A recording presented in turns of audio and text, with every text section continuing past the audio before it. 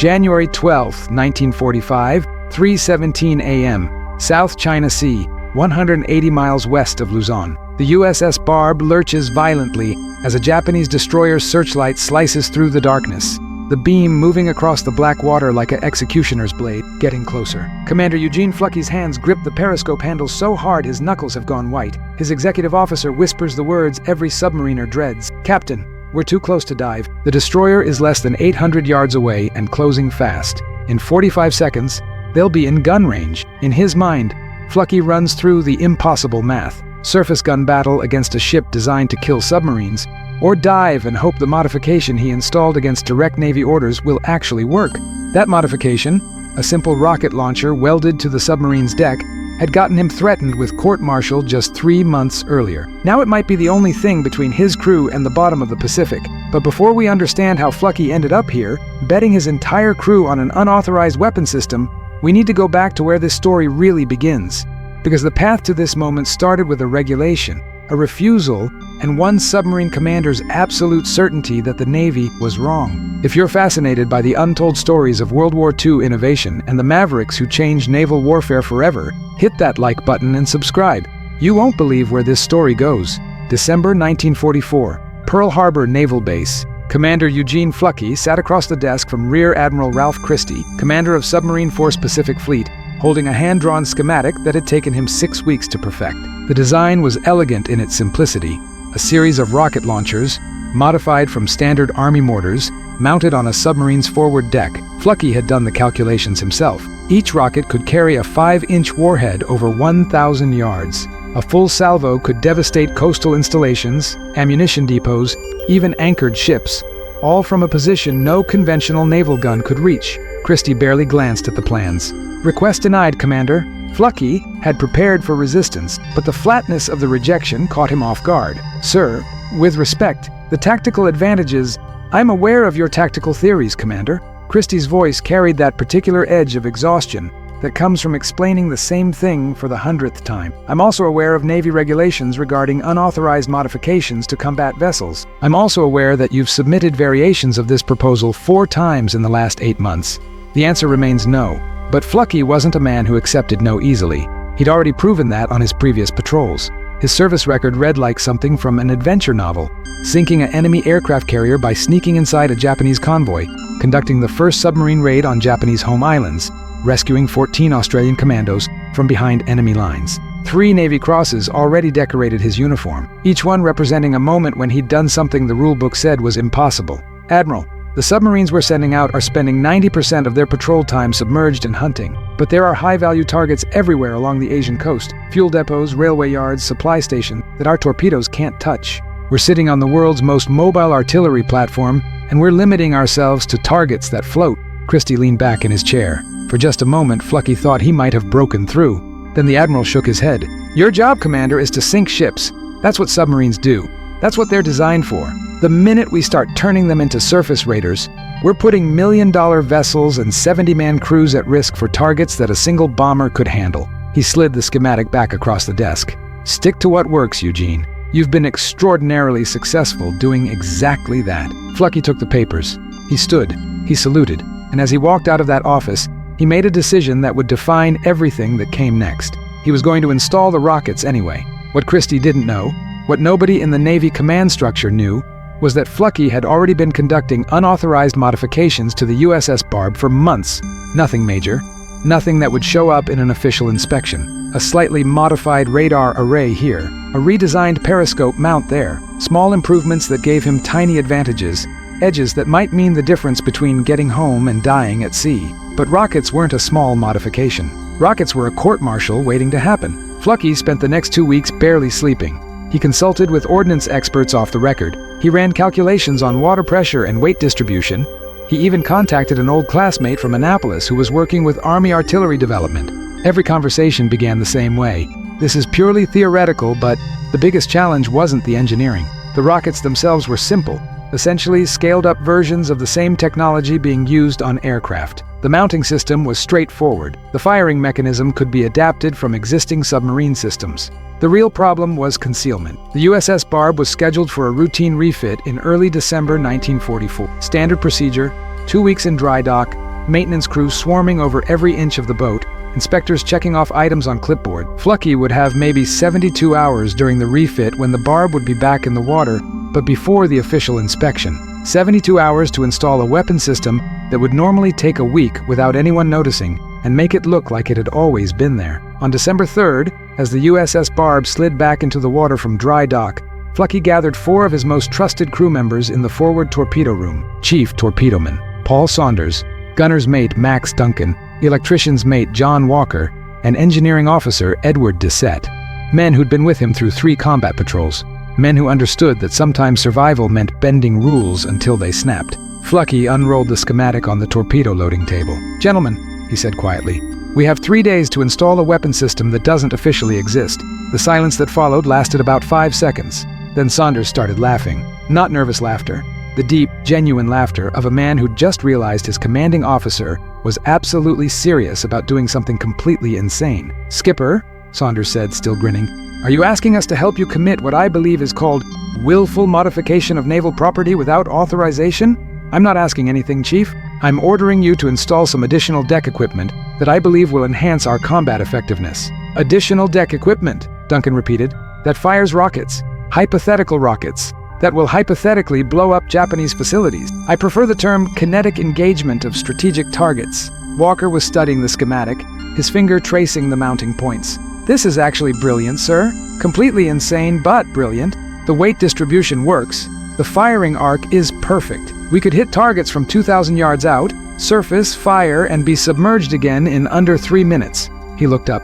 "Of course, if anyone finds out before we prove it works, you'll be commanding a desk in Omaha, and we'll all be scraping barnacles off destroyer hulls in the Aleutians. Then I suggest we not get caught." What followed was 72 hours of the most intense covert construction project in submarine history. The crew worked in shifts around the clock. They'd borrowed 5 rocket launchers from an Army supply depot, borrowed in the sense that the paperwork got lost and nobody asked too many questions. The mounting brackets were fabricated in the Barb's own machine shop, disguised as replacement parts for the deck gun. The firing circuits were spliced into existing systems so carefully that they'd pass all but the most detailed inspection. They painted everything to match the Barb's existing color scheme. They weathered the new equipment so it didn't look fresh. Saunders even went so far as to throw seawater on the mounting brackets and let them sit overnight to get the right amount of rust and corrosion. On December 6th, at 0600 hours, the official inspection team arrived. Flucky stood on the pier, watching 3 Navy inspectors board his submarine and calculated the odds of this working. The rocket launchers were right there on the forward deck, disguised as modified depth charge racks. A careful inspection would reveal them instantly, but careful inspections took time, and time was something the Pacific Fleet didn't have in December 1944. The war was accelerating. Every submarine was needed on patrol. Inspectors had learned to work fast. The lead inspector, a lieutenant commander named Morrison, spent 45 minutes going over the Barb's systems. He checked the dive planes, the ballast controls, the torpedo tubes, the radio equipment. He made notes on his clipboard.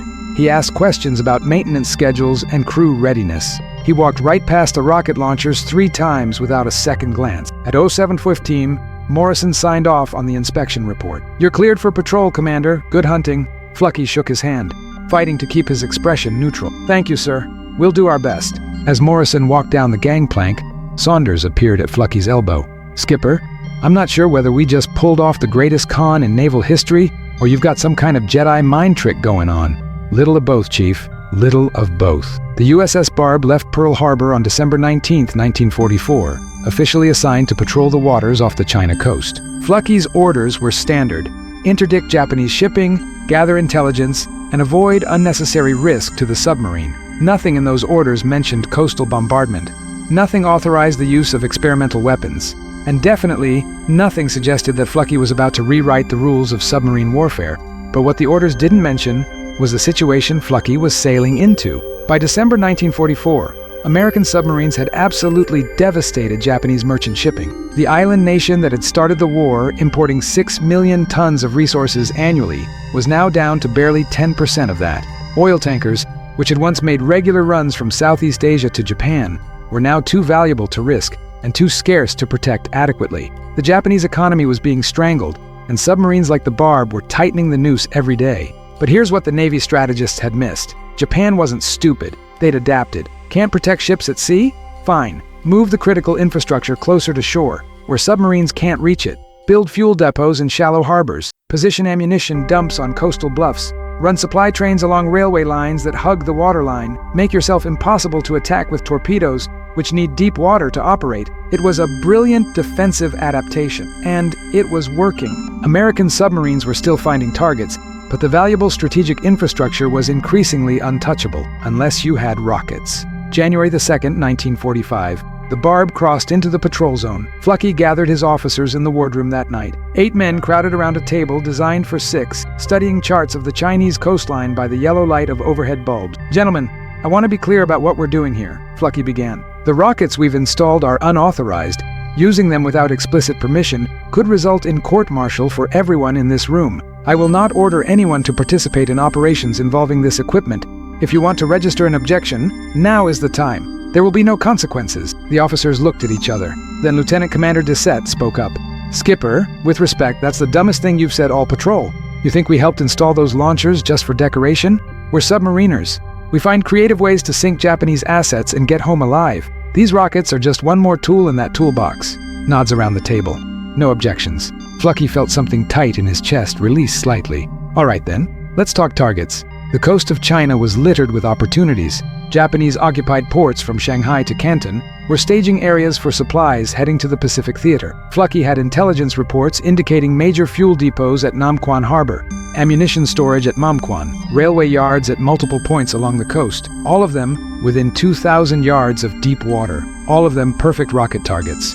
But intelligence reports were one thing, reality was another, and Flucky needed to know if his modification actually worked before he bet his crew's lives on it. On January 8th, just before dawn, the USS Barb surfaced 3 miles off the coast of China, near a small fishing village called Sheipo. Flucky had chosen this location carefully. No strategic value, no significant Japanese presence, but a small wooden dock that would make a perfect test target. If the rockets worked, they'd know.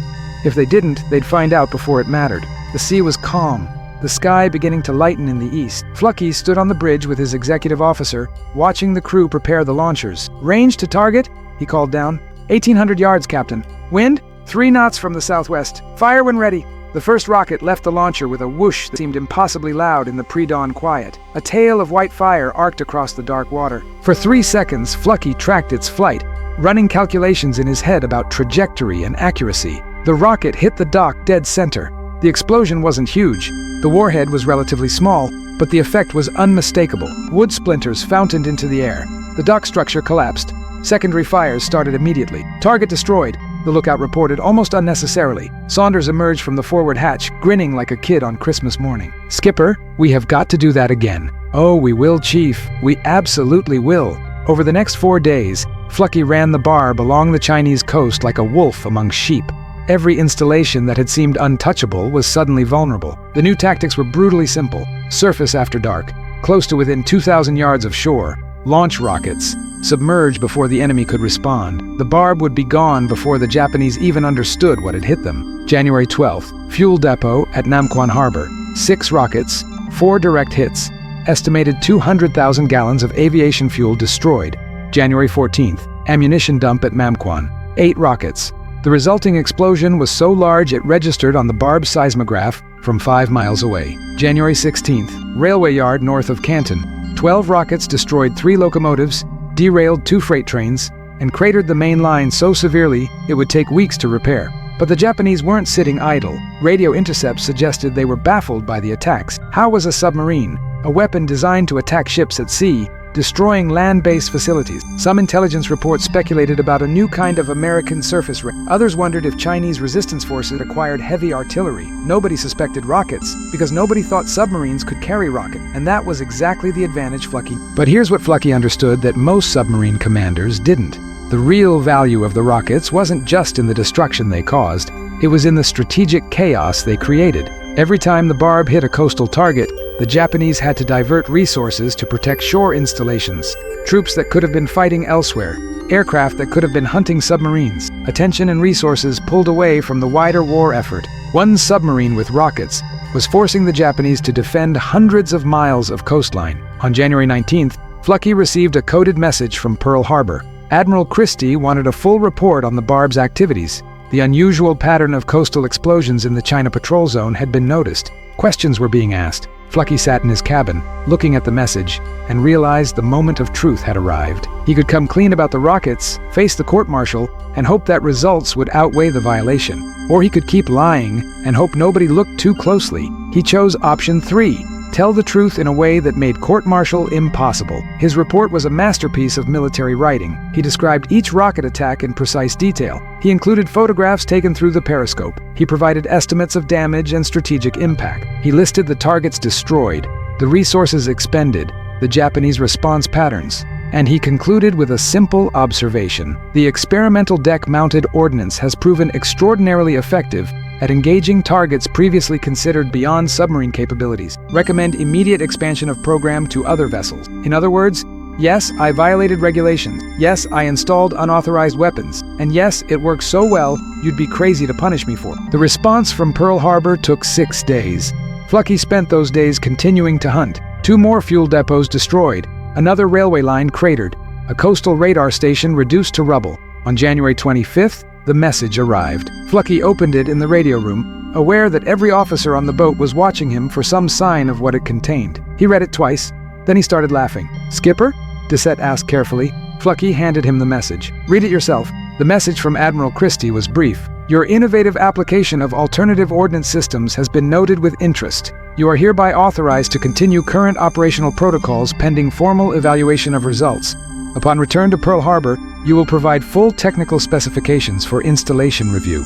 "Well done, Barb. Make them pay." "He's authorizing it," Dissett breathed. "After all that, he's actually authorizing it." "He doesn't have a choice," Flucky said. "We just proved submarines can do more than sink ships. We proved they can win strategic victories. And Christie's smart enough to know that when something works this well, you don't punish the person who invented it. You give them permission to keep doing it." But the story wasn't over, because now that Flucky had official authorization, he could stop being careful. He could stop selecting low-risk targets and playing it safe. He could start hunting the big prizes. And the biggest prize on the Chinese coast was about to come into range. January 22nd, 1945. Intelligence intercept. The message came through the Barb's radio just after midnight. A Japanese convoy was forming up in Namquan Harbor. 12 ships, including 4 large cargo vessels and 3 tankers. They were scheduled to depart at dawn on January 23rd, heading north toward Shanghai, with supplies for Japanese forces in China. The convoy would be escorted by 2 destroyers and would take a route that kept them close to the coast, in shallow water where submarines traditionally struggled to operate. Flucky studied the intelligence with growing excitement. A convoy that size represented weeks' worth of supplies, but the shallow water route was a problem. The Barb could hit 1, maybe 2 ships with torpedoes before the escorts forced them deep.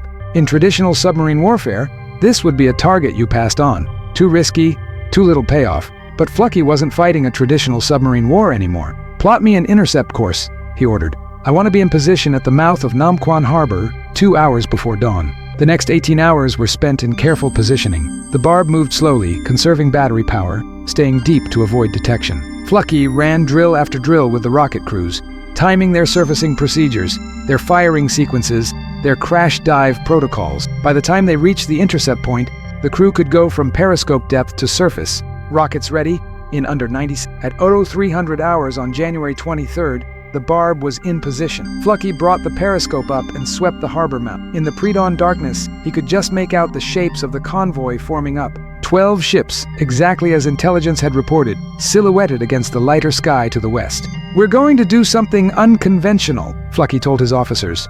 "We're going to hit them before they leave the harbor. Surface attack, rockets first to create confusion and damage the escorts, then torpedoes on the cargo vessels while they're still clustered together." "Captain," the executive officer said carefully, "that puts us in very shallow water. If they counterattack, we'll deal with it. But they won't be expecting a surface attack from inside their own harbor. That's our advantage." What Flucky was proposing violated virtually every principle of submarine warfare. Submarines attacked from depth, using stealth and torpedoes. They avoided shallow water. They never, ever willingly engaged escort vessels in a surface fight. But the Japanese didn't know the Barb had rockets. They didn't know it could strike from ranges their deck guns couldn't reach. And they certainly didn't expect a submarine to charge straight into their harbor and start shooting. At 0347 hours, the Barb surfaced. The rocket crews were on deck in seconds, their movements practiced and precise. Flucky kept the submarine at battle surface, just the conning tower and deck exposed. engines ready to answer dive commands instantly. Range to lead destroyer? 2,000 yards. Fire! The first salvo of rockets streaked across the harbor. In the darkness, they looked like falling stars in reverse, trails of fire arcing toward the Japanese vessels. The crew had loaded a mix of high explosive and incendiary rounds. The theory was simple: create maximum chaos. The theory worked perfectly. The first rockets hit the lead destroyer amidships. The explosions weren't large enough to sink the vessel, but they started fires and, more importantly, created absolute confusion. Alarm bells started ringing across the harbor. Searchlights snapped on, sweeping the water randomly. Ships began sounding collision warnings, each captain assuming they were under air attack. Nobody was looking for a submarine. Second salvo, target the cargo vessels, Flucky ordered. More rockets launched. These struck the clustered merchant ships, which were packed so tightly together that missed shots still hit something. Fires bloomed across the convoy. One tanker, struck by an incendiary round, began to burn with the distinctive orange glow of petroleum fire. Forward torpedo room, load all tubes, prepare to fire on my command. The Barb's bow swung toward the convoy. From this range, in these conditions, it was almost impossible to miss. The cargo vessels were lit up by their own fires, perfect targets. Fire 1, Fire 2, Fire 3, Fire 4. 4 torpedoes in the water, running hot and straight. Flucky kept the periscope up, watching their tracks. The first torpedo hit a cargo vessel below the waterline. The ship seemed to lift slightly out of the water, then settled with a pronounced list. The second and third torpedoes struck almost simultaneously, hitting 2 different freighters. The fourth missed, ran too deep. But by that point, it didn't matter. Dive! Dive! Dive! The Barb's vents opened and seawater flooded the ballast tanks. The deck crews scrambled below, hatches slamming shut behind them. In 45 seconds, the submarine went from surface to periscope depth, from hunting to hiding. Behind them, Namquan Harbor was chaos. 3 cargo ships were sinking. 2 more were on fire. The destroyers were racing in circles, searching for an enemy they couldn't find. Japanese shore batteries had opened fire on empty water, their tracers making pretty patterns against the dark sky. And the USS Barb was slipping away in the darkness, already plotting its next attack. Over the next 8 days, Flucky unleashed absolute hell on Japanese shipping and coastal installations. The rockets had proven themselves so effective that he stopped worrying about ammunition conservation. The Barb had started the patrol with 60 rockets. By January 30th, they'd fired 52 of them. The tally was almost unbelievable. In 8 days, 7 cargo ships sunk outright, 4 tankers destroyed, 2 destroyers damaged severely enough to require months of repair, 11 coastal installations destroyed, fuel depots, ammunition dumps, railway yards. Estimated total, over 50,000 tons of shipping destroyed, resources worth millions of dollars eliminated, Japanese defensive positions along 200 miles of coast rendered ineffective, and the USS Barb hadn't taken a single hit in return. But numbers don't tell the whole story. The real impact was strategic. Every ship the Barb sank was a ship that couldn't supply Japanese forces in the Pacific. Every fuel depot destroyed was aviation gas that couldn't power kamikaze attacks. Every railway yard cratered was supplies that couldn't reach the front lines. One submarine with one unauthorized modification was having an outsized impact on the entire war effort in the Pacific theater. On February 2nd, the Barb received orders to return to Pearl Harbor. The patrol had exceeded all expectations. Admiral Christie wanted a full debrief, and, reading between the lines of the official message, Flucky understood that some very senior Navy officials wanted to understand exactly how one submarine commander had managed to destroy so much Japanese infrastructure in such a short time. The return journey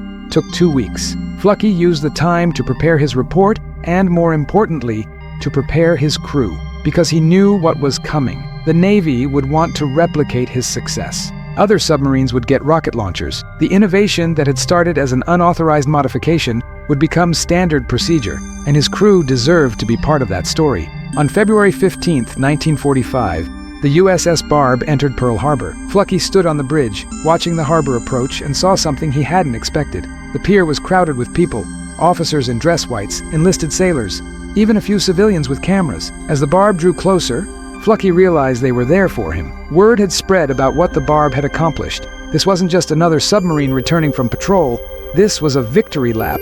Admiral Christie himself was waiting on the pier. As Flucky saluted and stepped onto solid ground for the first time in 8 weeks, Christie extended his hand. "Commander Flucky," Christie said, loud enough for everyone around to hear, "on behalf of the United States Navy, I want to thank you for one of the most innovative and successful submarine patrols in naval history. Your modifications to the Barb have opened up entirely new tactical possibilities. Well done. Flucky shook his hand, aware of dozens of eyes watching. Thank you, sir. Though I should note that the modifications were brilliant, Christie interrupted, a slight smile on his face. Yes, they were, and completely unauthorized, which we'll be discussing in private. But right now, enjoy the moment. You've earned it. The debrief lasted 3 days. Flucky presented his technical specifications, his tactical reports, his damage assessments. Teams of engineers examined the rocket launchers, taking measurements and photographs. Officers from the Bureau of Ordnance asked detailed questions about firing sequences and targeting procedures.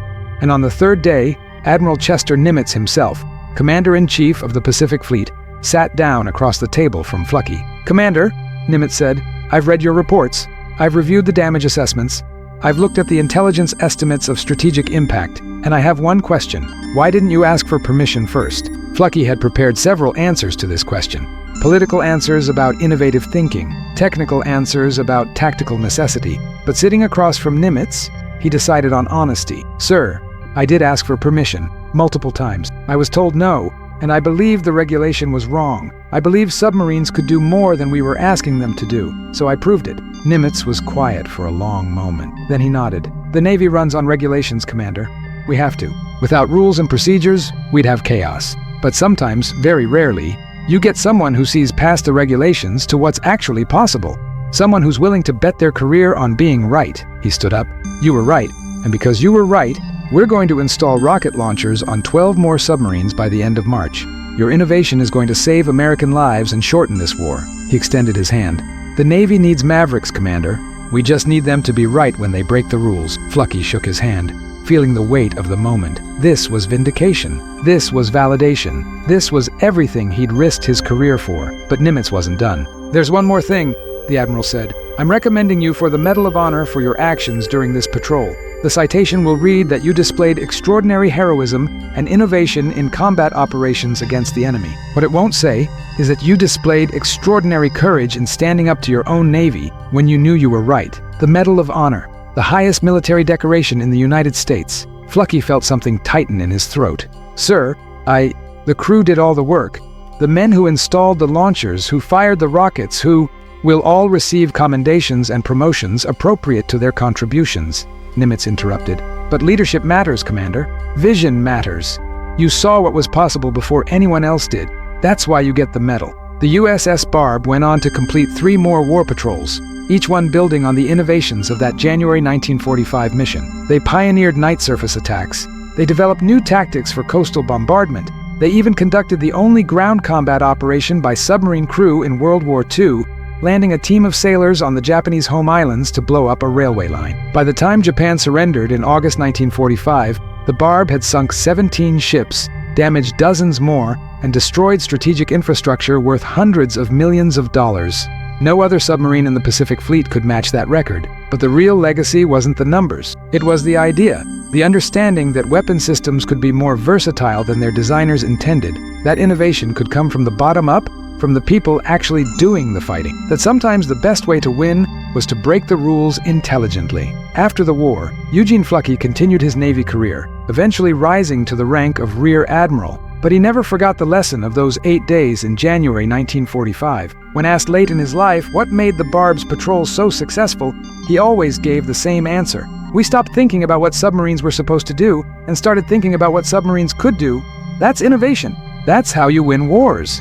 The rocket launchers that Flucky installed on the Barb influenced submarine design for decades. Modern submarines carry cruise missiles, essentially the great-grandchildren of Flucky's unauthorized rockets. The idea that submarines could strike land targets became central to naval strategy during the Cold War and remains so today, all because one commander looked at a regulation, decided it was wrong, and was willing to bet everything on proving it. The story of the USS Barb reminds us that innovation often comes from the edge of acceptable behavior, from people who see possibilities that regulations haven't caught up to yet, from those rare individuals who combine technical brilliance with the moral courage to challenge authority when authority is wrong. Eugene Flucky didn't just sink Japanese ships, he changed how the Navy thought about what was possible. And in doing so, he demonstrated something that goes far beyond military tactics, that the future belongs to those willing to question the rules, challenge the status quo, and prove through action that there's a better way. The rockets that the Navy banned became the weapons that helped win the Pacific War, all because one submarine commander refused to take no for an answer. But the story of how Eugene Fluckey transformed submarine warfare doesn't end with his triumphant return to Pearl Harbor. In fact, the most audacious chapter was still to come, because Fluckey had tasted success, and he wasn't satisfied. The rockets had proven one innovation could change the game. Now he wanted to know, what else could a submarine do that nobody had thought possible? The answer to that question would lead to the only ground combat operation conducted by American submarine crew during World War II. And it would start with a map, a trained schedule, and an idea so crazy that even Fluckey's own officers initially thought he'd lost his mind. March 15, 1945, USS Barb departing Pearl Harbor for its 12th war patrol. The submarine had been completely overhauled during its time in port. The rocket launchers were now official equipment, properly mounted and integrated into the ship's systems. The crew had been expanded to accommodate specialists in the new weapons, and Fluckey had been given something he'd never had before: explicit authorization to conduct experimental operations against strategic targets of opportunity. In Navy speak, that meant, "We trust you to know what you're doing, so go do whatever you think will hurt the Japanese most." It was the kind of operational freedom that submarine commanders dreamed about, and Fluckey intended to use every bit of it. During the voyage to the patrol area, Fluckey gathered his officers for a series of planning sessions that went far beyond normal tactical discussions. He'd been studying Japanese logistics for months, looking for vulnerabilities, for high-value targets that submarines had traditionally ignored because they couldn't reach them.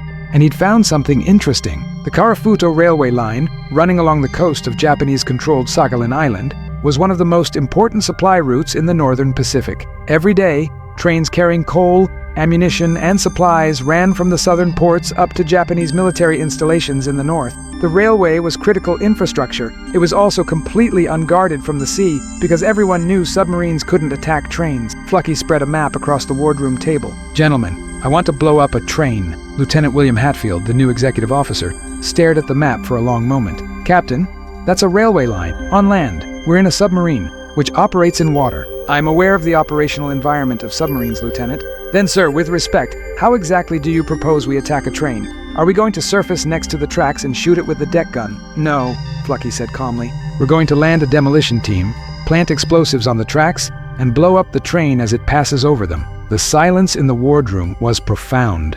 8 officers stared at their captain, trying to determine if he was joking. The problem was, Fluckey didn't joke about combat operations. Chief Torpedo Man Paul Saunders was the first to speak. "Skipper, that would require us to land crew on Japanese home territory. That would require them to traverse potentially hostile terrain. That would require them to plant explosives under enemy observation.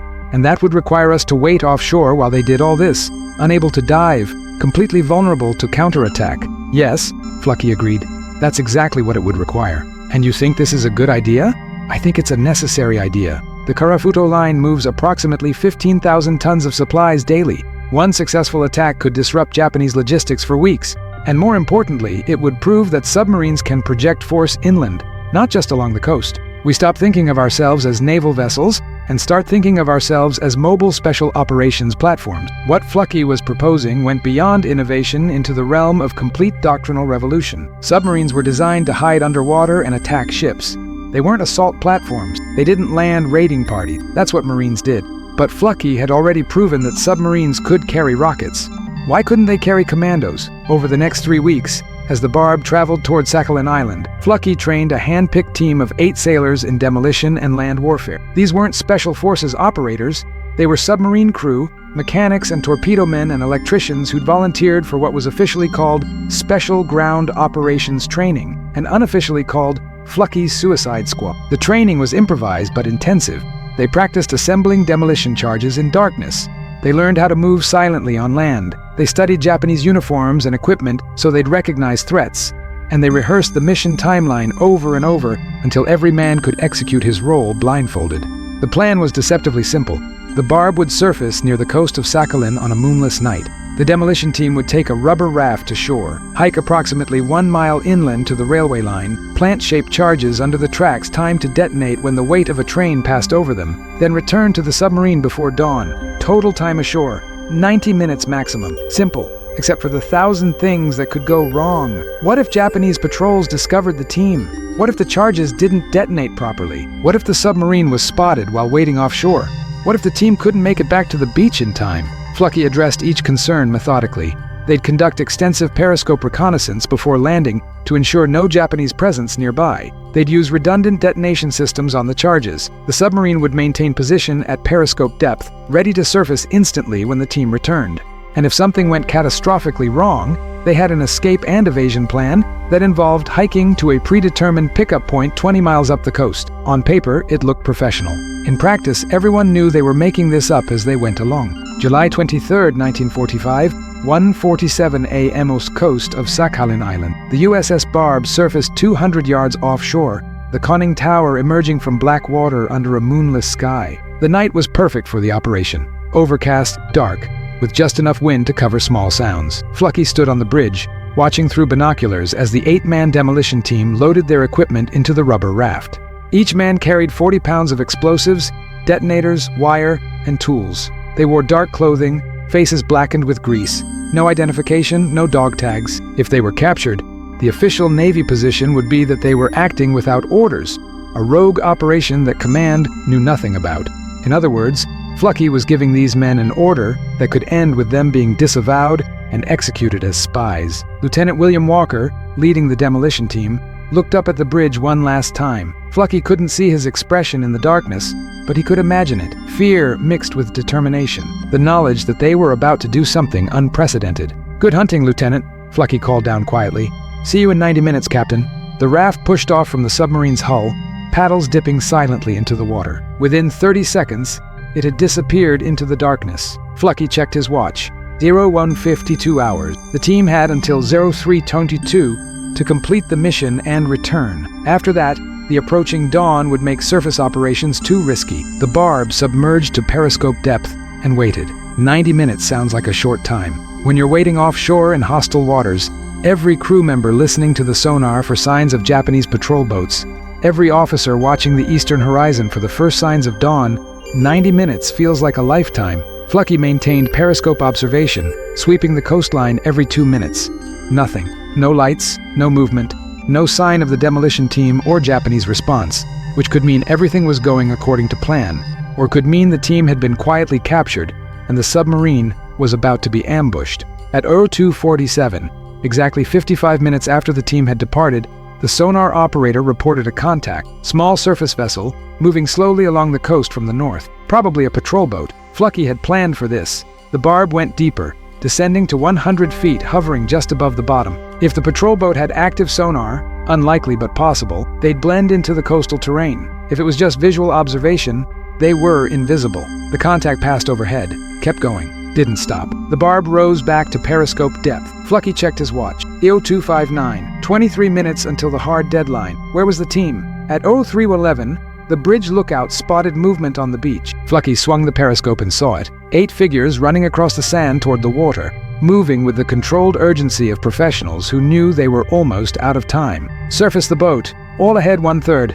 Deck crew stand by to assist. The Barb broke the surface, water streaming from its deck. Sailors emerged from the forward hatch, ready to pull the raft alongside. The demolition team was paddling hard, covering the final 200 yards. 90 seconds later, 8 sailors were scrambling aboard, pulling equipment and the deflated raft with them. Walker was the last man up, rolling over the deck edge and giving Flucky a thumbs up. "Charges planted, Captain. Set for weight trigger detonation.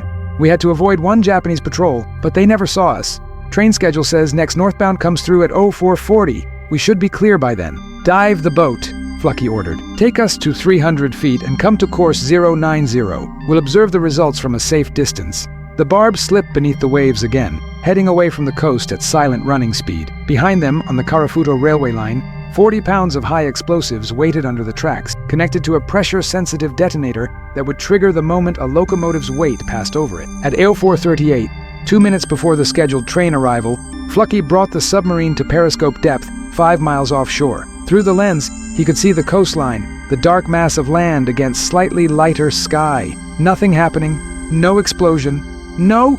The flash came first. A brilliant orange bloom of light that lit up the entire coastal area for a split second. Then, about 3 seconds later, the sound reached them through the water. A dull crump that made the submarine's hull vibrate slightly. Through the periscope, Flucky watched fire bloom along the railway line. The train had been carrying ammunition. The initial explosion had triggered secondary detonations as cargo cars full of artillery shells cooked off. The entire train was disintegrating in a chain reaction of explosions that would burn for hours. "Gentlemen," Flucky said quietly, still watching through the periscope, "I believe that's the first time in naval history that a submarine crew has destroyed a train. Well done."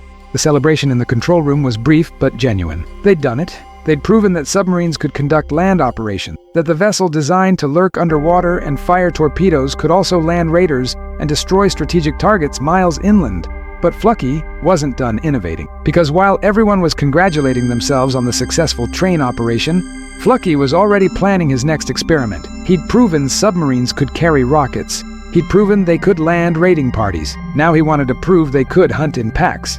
The traditional submarine doctrine was solo hunting. Each boat operated independently, prowling its assigned patrol area, attacking targets of opportunity. Coordination between submarines was minimal, mostly just deconfliction to avoid friendly fire incidents. But Flucky had been reading German U-boat reports. The Germans had developed wolf-pack tactics, multiple submarines coordinating attacks on convoys. The results had been devastating early in the war. American submarines had never adopted the tactics because the Pacific was too big, targets too scattered, and communication too unreliable. Flucky thought the conventional wisdom was wrong. On July 27th, the Barb rendezvoused with two other submarines, the USS Tuna and USS Jalao, at a predetermined coordinate in the Sea of Okhotsk. This wasn't unusual. Submarines occasionally met to transfer supplies or personnel. What was unusual was what Flucky proposed to the other commanders. "Gentlemen, I want to coordinate a simultaneous attack on Sherry Harbor. Intelligence indicates at least 15 vessels currently anchored there. Cargo ships, tankers, possibly a destroyer. Too many targets for one submarine to handle effectively, but 3 submarines attacking from different vectors at the same time could destroy the entire anchorage." Commander Frank Hess of the Tuna shook his head. "Gene, coordinating 3 submarines in a single attack area is asking for disaster. Communication delays, identification confusion, possible friendly fire. Only if we do it wrong," Flucky interrupted. "If we do it right, we triple our effectiveness. Look, the mathematics are simple. 1 submarine can realistically attack 2, maybe 3 targets before the escorts respond and force us under. 3 submarines can hit 9 targets. But more importantly, 9 simultaneous attacks create chaos. The escorts won't know which submarine to pursue.